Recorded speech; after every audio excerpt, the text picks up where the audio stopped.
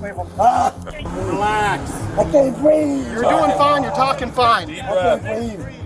I can't breathe. እርሱ መሬት ላይ ተጋድሞ እነርሱ እላው ላይ ሰፍረው በሲቃ ድምጽ መተንፈስ አልቻልኩም ይላል። I can't breathe. ፖሊሶቹ ግን ሊራሩለት አልቻሉም። ከዛሬ 5 ዓመታት በፊት ጆርጅ ፍሎይድ በሚኒያፖሊስ ጎዳና ሕይወቱ ጠፋች። ይህን የጆርጅ ፍሎይድ ተንቀሳቃሽ ምስል የተመለከቱ በርካታ አሜሪካውያን ተቆጡ፣ አደባባይ ወጡ።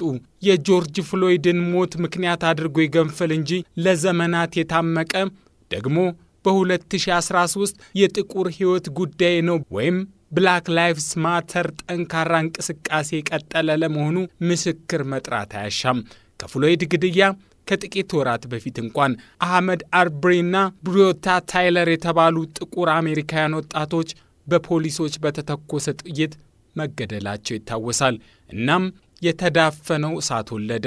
በጆርጅ ፍሎይድ ግድያ የተጠረጠረው ፖሊስም ፍርድ ቤት ቀርቦ ጥፋተኛ በመሆኑ 20 ዓመታት እስራት ተበየነበት። እናስ ዩናይትድ ስቴትስ ኦፍ አሜሪካ ከዚያ ወዲህ እንዴት ሆነች? አሜሪካን ትናንት ጆርጅ ፍሎይድን አስበዋለች። የሞተበት 5ኛ ዓመት በተወለደበት አካባቢ እንዲሁም በስሙ በተሰየመውና ሕይወቱ ባለፈበት ጎዳና ላይ በብዙዎች ታስቧል። አደባባይ ወጥተው የፍሎይድን ሞት ያሰቡት ታዲያ በጆርጅ ፍሎይድ ላይ የተፈጸመው ዘግናኝ ግድያ የመጨረሻው እንዲሆን ጸልየዋል፣ ጠይቀዋልም። የአሶሺየትድ ፕሬሱ ጻፊ ማርክ ቪስላፍ ግን የጆርጅ ፍሎይድ ግድያ የመጨረሻውም ማብቂያው መሆን አልቻለም ይላል። ዛሬም ድረስ በርካታ ጥቁር አሜሪካውያን እንደ ጆርጅ ፍሎይድ አንገታቸው አይረገጥ እንጂ እንደ ዘበት በሚተኮሱ ጥይቶች ሕይወታቸው ይጠፋል። ይሁን እንጂ የጆርጅ ፍሎይድ ግድያ እንዲሁም ይህ ድርጊት የፈጠረው ቁጣ በአሜሪካን ስር ነቀል የሆነ ለውጥ አያምጣ እንጂ መጠነኛ ለውጦች፣ የሕግ ማሻሻያዎች እንዲደረጉ ግን አስገድዷል። የቀድሞ የአሜሪካ ፕሬዝዳንት ጆ ባይደን በፍትህ ቢሮ ላይ ምርመራ እንዲፈጸም በሕግ አስከባሪ ተቋማትም ላይ ጥናት እንዲደረግ አዘው ነበር።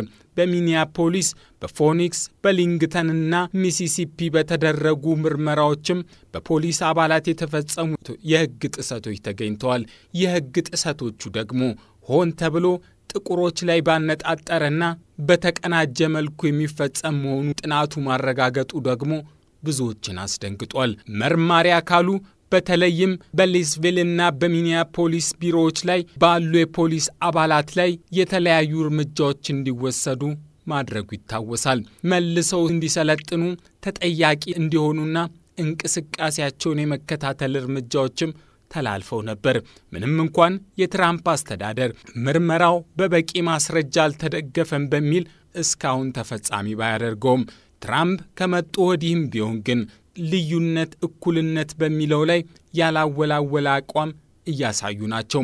በጥቁሮች ላይ የሚፈጸም ልዩነትን እንደሚቃወሙ በግልጽ ተናግረዋል። ትራምፕ በልዩነት እኩልነት ፖሊሲንም በፊርማቸው አረጋግጠዋል።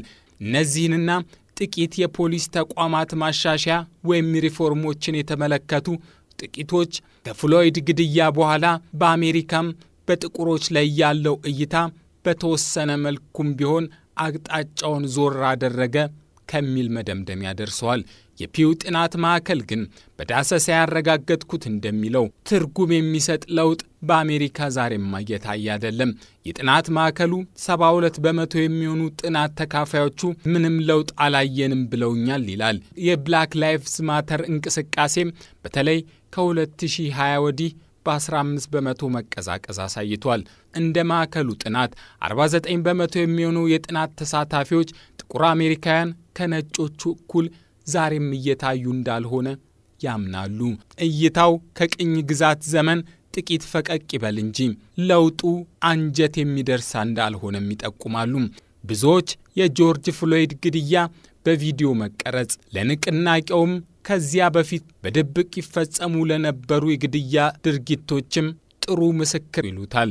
ብዙዎች የብላክ ላይቭስ ማተር መሬት አንቀጥቅጥ ተቃውሞ ትልቅ ለውጥ ባይፈጥርም እንኳን የለውጥ ጅማሮ አብስሯል ብለው ይገምታሉ።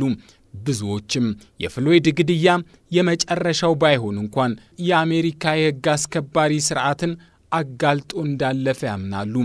ብዙዎች አሜሪካ ከቆመችበት የእይታ አቅጣጫዋ መቀየሯ እንደማይቀርና አስገዳጅ እንደሆነም ይገነዘባሉ። ትላንት ዛሬ አይደለምና